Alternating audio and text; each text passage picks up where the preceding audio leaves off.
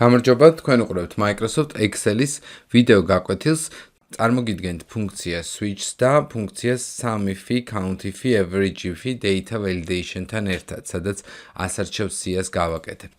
მაგალითად, ბანკის სვეტის ქვეშ არსებულ უჯრაზე მივცეთ ბრძანება data-ში data validation-ი. Data validation-ის ლისტი გავაკეთოთ და მივცეთ source-ში TBC Bank of Georgia და Liberty. შემდეგ მივცეთ OK და მოდით ვნახოთ ახლა ოპერაციის ასარჩევი პანელი შევქმნათ. ეს არის data validation-ი. Data validation-ში შეგვიძლია კვლავ ლისტი შევარჩიოთ და უბრალოდ ჩვენით ჩამოვწეროთ ხელით. მაგალითად, ეს არის საშუალო მძიმე, ან წერტილმძიმე, გააჩნია რომელი ვერსიის კომპიუტერთან შეხართ. საშუალო, შემდეგ ჯამი და რაოდენობა. მივცეთ OK და ამ ეტაპზე აქაც შევჩერდეთ მეტი არაფერი. შემდეგ დაგვჭირდება პასუხი. პასუხისათვის გამოვიყენებთ ფუნქცია switch, თუმცა მანამდე მოდით ვნახოთ პირველი, რასაც გავაკეთებთ, ეს არის საშუალო, ანუ ფუნქცია averageif-ი.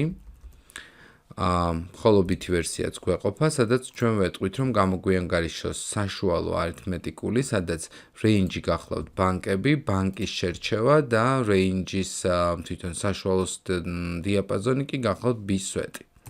ეს მივცეთ OK, ახლა იგივე ფუნქციისთვის sumIf-ი პრინციპში, იგივე ამოცანისთვის, sumIf-ი ეს არის კვლავ range-ი, სადაც ბანკები გვაქვს, კრიტერიუმი გახლავთ უკვე აი აქ არჩეული, რა თქმა უნდა, ბანკი და შემდეგ უკვე sum range-ი, სადაც ვირჩევთ რა დაჯამდეს.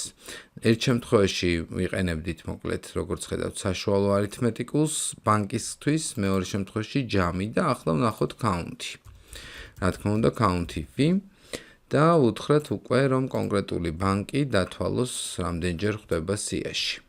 შემდეგი ფუნქცია კი გახლავთ switch-ი, სადაც ჩვენ ვეტყვით, რომ მაგალითად კონკრეტული ოპერაციის შერჩევის შედეგად თუ იქნება საშუალო ტექსტი, ან თუ იქნება ჯამი, ან თუ იქნება რაოდენობა, შესაბამისი ოპერაცია ამუშაოს.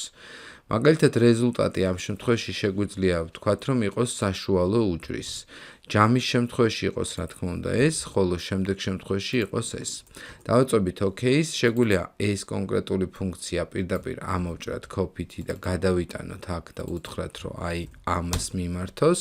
იგივე პრინციპით გავაგრძელოთ და ამოვიღოთ კონკრეტულად sumIf-ი, რომელსაც უკვე ამ შემთხვევაში მივმართავთ, ხოლო რაოდენობის შემთხვევაში კი, რა თქმა უნდა, როგორც უკვე აღვნიშნეთ, ეს არის countif ფუნქცია. აი ასე.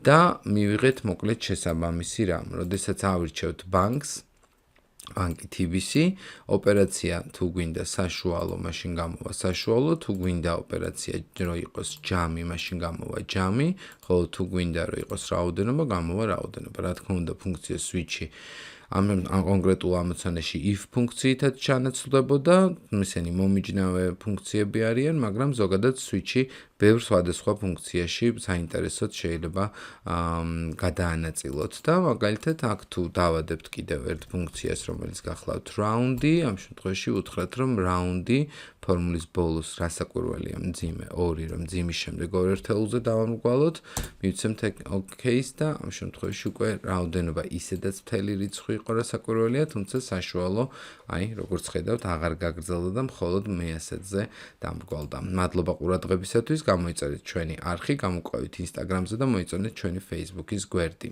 კარგ დღეს გისურვებთ, ნახვამდის.